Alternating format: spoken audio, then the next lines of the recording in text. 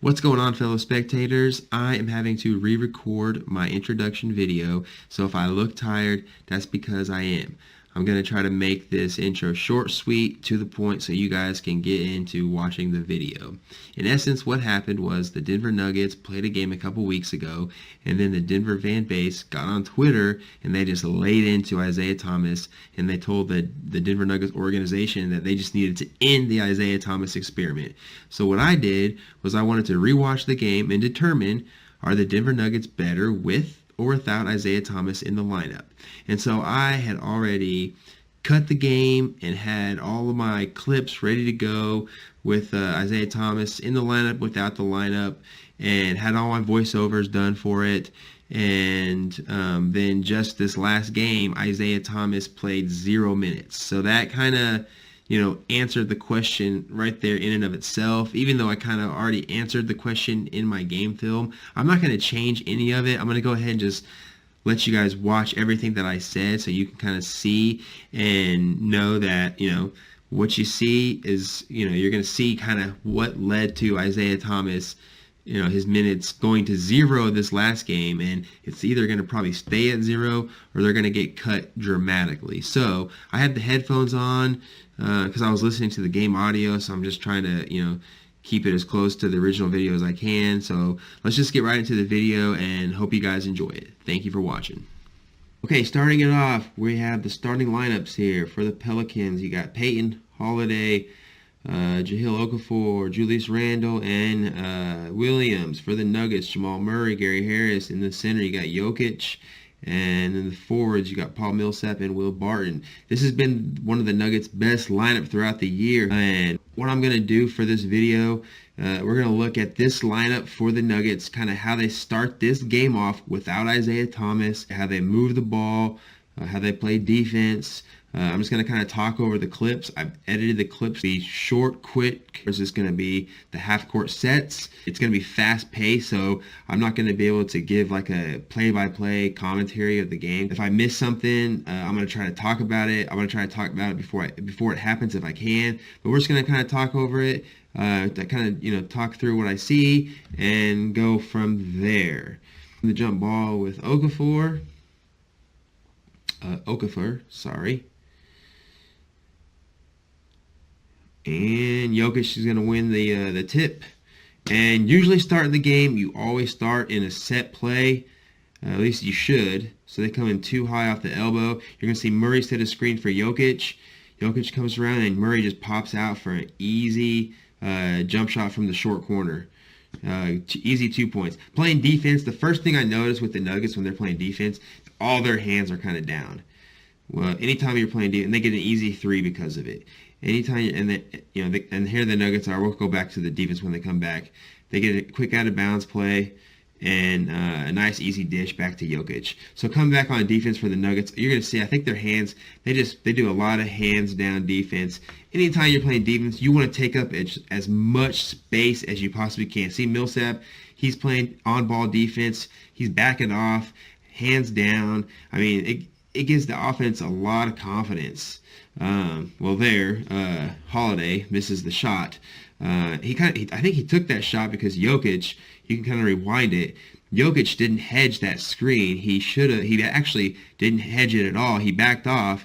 Holiday noticed it late, saw he was wide open. He wanted to take the 3. He stepped back, and it was a little too late. He airballed it. So that was out of bounds off the Nuggets, and the Pelicans kind of get it out of bounds. I think they had a kickball there on that one.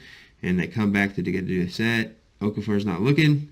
Denver gets a fast break, and they knock it out of Murray's hand, so they get to run their out-of-bounds play. Here, this is an easy play. Pass into Jokic, run a screen off of him. He's big body, runs right into him. Easy jump shot for Murray. So starting off, they do a lot of dribble handoffs, on-ball handoffs. They do a lot of that. So their defense, they're usually pretty physical on defense. They're not showing that right now. They give up a lot of points, though. Here comes the 3. Anytime you do a fast, quick pace offense, you're going to give up a lot of points on defense. One, there's going to be a lot of possessions. So if you move the ball and you shoot the ball early in the shot clock and you do it on a lot of possessions, that means the other team's going to get a lot of possessions. A lot of shots are going to go up. So that's why you see you wonder, well, why can't Denver hold the team to a lower score? They score so many points if they could just, play better defense. Well, it's not always about just, well, it's about holding them to lower scores, of course, but the other team is going to get a lot more possessions than, a team that plays a lot slower. So there, another little dribble, and Jokic just steps out, gets another easy jump shot. They're getting a lot of just, moves just right through. So right now, okay, Isaiah Thomas comes into the game. Let's kind of see what he does. Same thing. I mean, you kind of play with off the leaders, how they do it. Plumlee gets a nice little give and go slam dunk there. But Isaiah Thomas, I don't know I missed what they called there. Isaiah Thomas playing defense, he plays with his hands down on ball, it looked like right there. Legal screen. So Isaiah Thomas, there's a switch. Let's just kind of see what he's doing. But, I mean, first, Isaiah Thomas, he has a lot of disadvantages in his height. So when he's playing defense, he has to keep his hands up. He's got to create as much space as he can. Let's see, he curls around this screen, comes in for the layup, and he misses it. Anytime he drives into the lane, there's going to be big bodies there. He just got caught on the screen, didn't even try to fight through it. That's one thing I noticed on Isaiah Thomas. He is very lazy on defense. If he wants to try to make a name for himself again, especially on this Denver Nuggets team, he's getting to the end of his career, and he's on a Nuggets team that is a deep Nuggets team. So if he wants to prove to the Nuggets, let alone the Nuggets, if he wants to prove to any team to try to take a chance on him after the Nuggets, he needs to play with some effort. And you're going to notice in this game that he really, really lacks the effort. And on offense, that's kind of the main reason why a lot of teams take a chance on him. First quarter comes to an end there. A lot of teams take a chance on his offensive ability, his three-point shooting, his ability to get to the basket. Even though he has a smaller body, he can still get the ball up above defenders in the paint. He can shoot the ball high and still finish. He can shoot the three. Lately, he hasn't been shooting the ball well. He is coming off of an injury. His confidence might not be there. But with the Denver offense, the ball moves a lot, and he's going to benefit off of one of these little handoffs right there. Gets a nice little reverse layup. It's hard to defend that when you're chasing somebody, especially if somebody's fast like that. Good board by Plumlee right there. Nice little jump shot. So they maintain the lead right here throughout most of this game. At least early on when Thomas comes in, they developed a pretty good lead. And then Thomas comes in and they keep the lead. But his help, if he would have gone there, I mean, he would have just been reaching in, probably would have picked up a foul if the ball would have kept going to the middle of the court. There's a nice pass. Let's see, Thomas is out there for the outlet, pushing the ball down. Okay, so he stops the break, and tries to do a set play, and the set play calls his own number. It was open, okay. But again, that's what you see a lot with Isaiah Thomas, is you're going to see a lot of set plays, and when the ball comes in his hands, the offense just stops completely. It just dies. When the ball gets in his hands, the shot goes up. Not right away. He might try to dribble and the shot goes up, but there's not going to be a lot of movement. I'll show you the box score after this, but everybody that plays in this game, with the exception of one other player who plays 2 minutes, everybody gets an assist on the Nuggets, except for Isaiah Thomas, who plays, I think, 16 minutes, 14 or 16 minutes. So here he is. This is the same play they ran at the very beginning of the game, the too high at the elbow. He runs around, except this time Beasley gets open on the cut there. Now running out of bounds, he comes in, comes off the curl, same play, and he gets the goaltend. I don't know if that's because Okafor had a lot of confidence, thinking, "Oh, that's Thomas. I can block his shot," and just goes up anyways. Millsap knocks the ball out of his hands, goes and gets it. It's just a terrible pass by Millsap, turns it over, leads to a break for the Pelicans.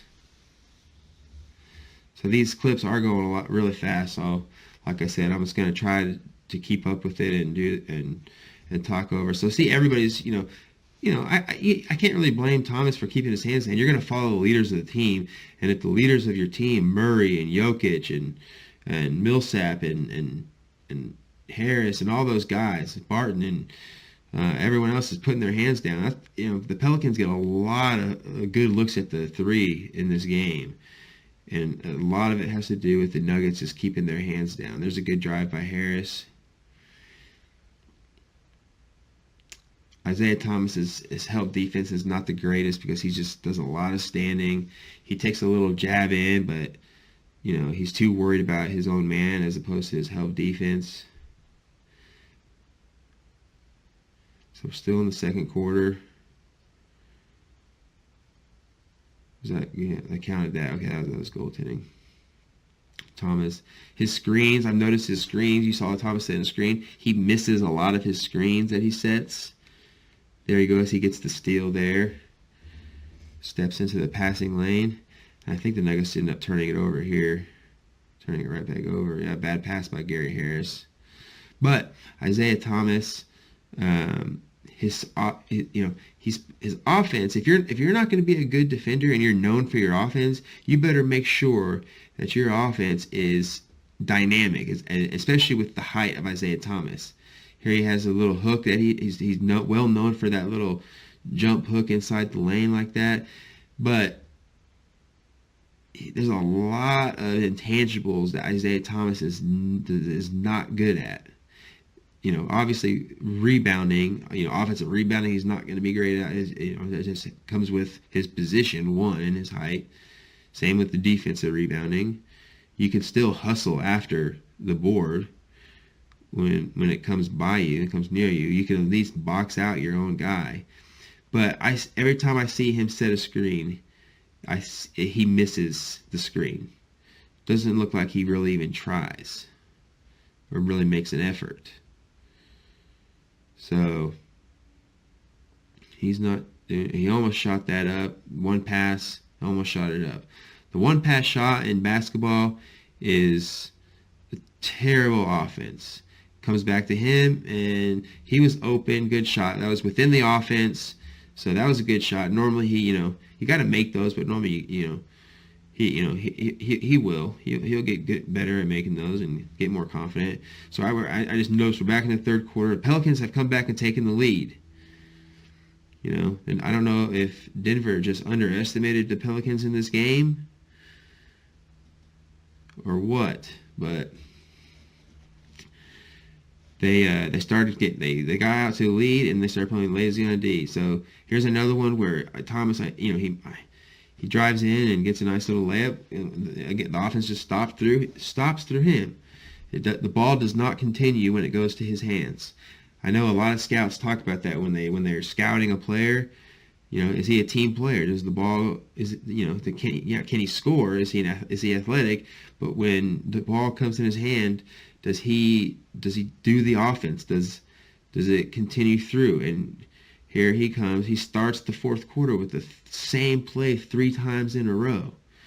So, and the Pelicans get another good shot. Now they're up to a 5-point lead. It worked one time out of 3, and it got the Nuggets a 1-point lead, but now the Pelicans are up 5.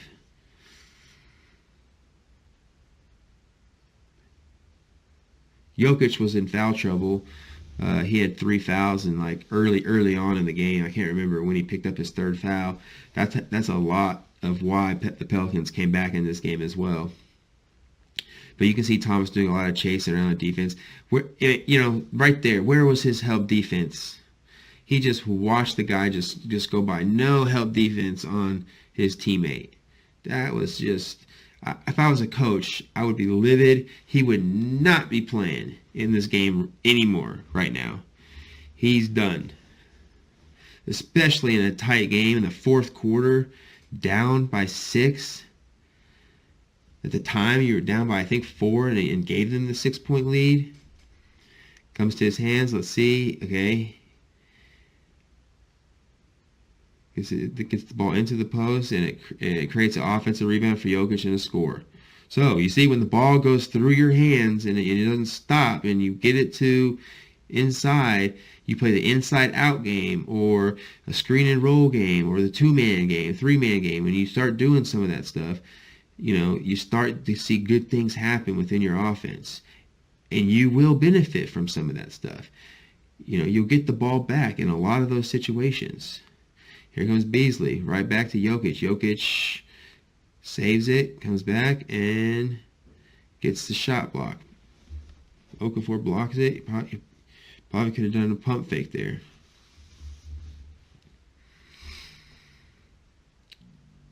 And I believe that's Williams coming on the drive. He had a great game in this game. Here comes Jokic off of the down screen. And here comes Thomas coming in, and again, the offense stops in his hands. He gets the ball and comes back out, gets it to Jokic because he didn't have a shot. Gets it out. I think that's Beasley. Gets a nice 3. So they're still in the game. They're only down by 5. 8.5 minutes to go.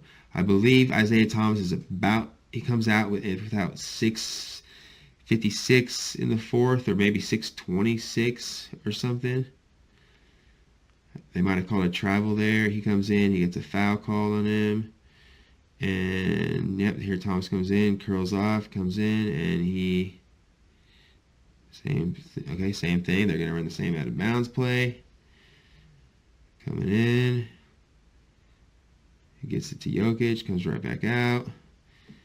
He's playing the 2-man game with Jokic. So see, when it comes through, he finds with a wide open 3-point shot. He's got to knock those down. He just had an off shooting night. Ball's moving. Beasley gets a nice look. He misses it. That would have brought them down by 2. He goes and gets a foul in the open court. Stops their break. Pelicans come down, and the defense, you can see everyone's hands is still down.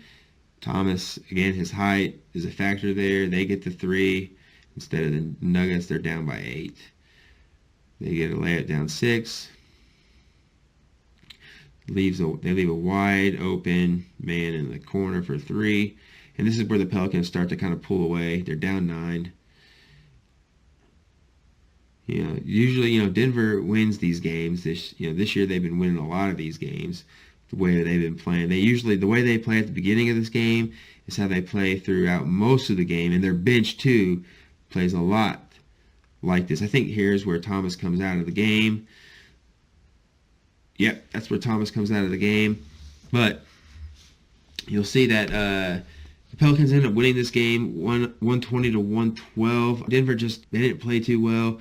Are they better without Isaiah Thomas as opposed to with Isaiah Thomas? They're at the top of the West. They're a very deep team. They have a lot of good young talent. I don't know how well Isaiah Thomas is going to fit in on this team, especially as they start trying to make a deep playoff run. And if they want to be serious about that, they really need to be serious about tightening up and finding that lineup of about eight or 9 guys to play the rotation when it comes to playoff time. And that might be what they're doing, giving guys a chance to fight for their playoff spot. Who knows? But Isaiah Thomas, didn't put a good performance together in this game. We'll put the box score up. Isaiah Thomas, he did play 16 minutes. His plus minus was a -4. That number is skewed. You just don't know. I mean, like Mason Plumlee had a -13, but you saw he made a lot of good plays. You could be in the game, with Jokic, and Jokic could be going off and score 10 straight points. Let's say you're Torrey Craig and you played 2 minutes. He played 2 minutes. And let's say nobody scored. Let's say there's good, tight defense. And then somebody comes down and hits a 3 for Denver. and then he gets taken out of the game. Well, he's a +3 for the game. The whole game, he's a +3. It's a team game, is what I'm trying to get at here. Thomas played 60 minutes, had 0 assists. You'll notice that everybody on the Nuggets had an assist, with the exception of Torrey Craig, who I just pointed out only played 2 minutes. Thomas only had 1 rebound. He scored 12 points. He had that 1 steal. He jumped into the lane.